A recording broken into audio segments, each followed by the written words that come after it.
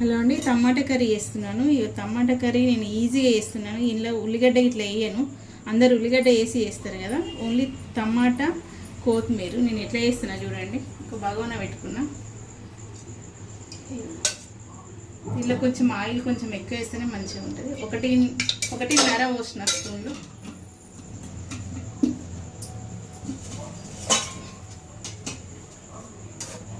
అది వేడెక్కుతూ ఉంటుంది. ఇక చూడండి, ఆవాలు వేస్తున్నా ఒక స్పూను,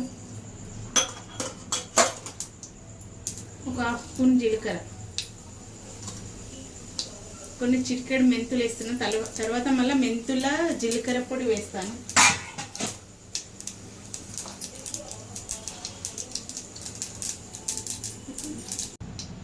కరివేపాకు వేసిన కదండి, కొంచెం అల్లం వెల్లిపాయ పేస్ట్.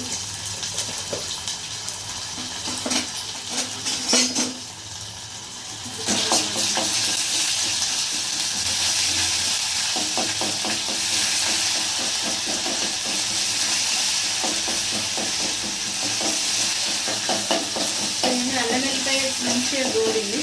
ఇప్పుడు పసుపు వేస్తాను. ఒక హాఫ్ స్పూన్ పసుపు,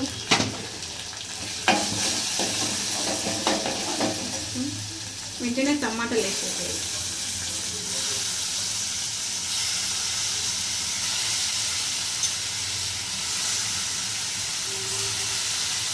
ఇది కర్రీ మస్తు సూపర్ అవుతుంది. ఉల్లిగడ్డ లేదు కాబట్టి ఇది 2 days 4 days అయినా మంచిగా ఉంటుంది. ఇది మా అక్క చెప్పింది ఇట్లా వేస్తే బాగుంటుందని. చాలా నీడ వస్తుంది, నీట్ చేయండి.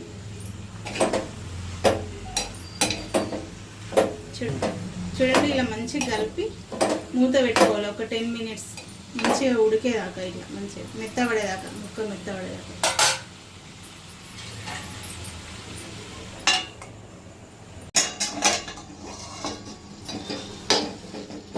చూడండి, మెత్తగా ఉడికింది. ఇప్పుడు కారం వేస్తాను.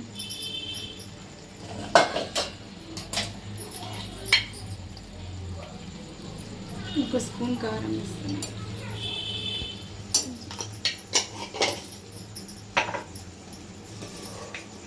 ఇంకో 10 minutes ఉడకాలి కాబట్టి రాళ్ళుప్పే వేస్తున్నాను. మంచిగా ఉడుకుతుంది ఆ లోపల.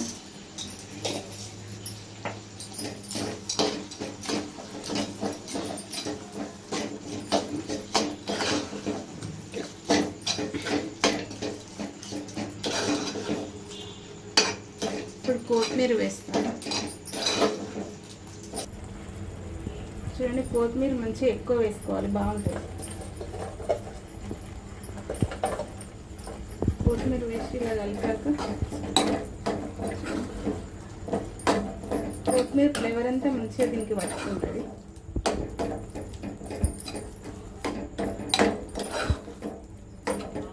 ఇప్పుడు మెంతుల జీలకర్ర పొడి వేస్తాను.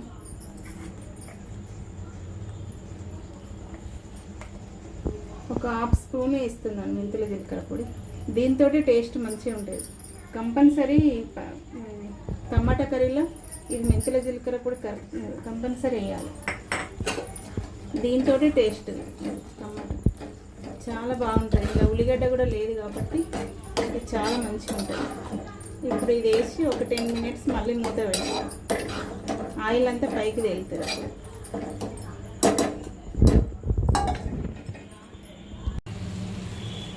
చూడండి, టమాటా కర్రీ అయింది, కంప్లీట్ అయింది. ఇలా ఉడకాలి. స్మెల్ సూపర్ వస్తుంది. జీలకర్ర మెంతుల పొడి వేయడం వల్ల స్మెల్ సూపర్ వస్తుంది, టేస్ట్ కూడా సూపర్ ఉంటుంది. దీని కాంబినేషన్ చపాతీ చేస్తున్నానండి. చూడండి, చపాతీ ఇటు చపాతీ అవుతుంది. ఇటు మరలిస్తూ చూడండి. అంతేనండి కర్రీగా.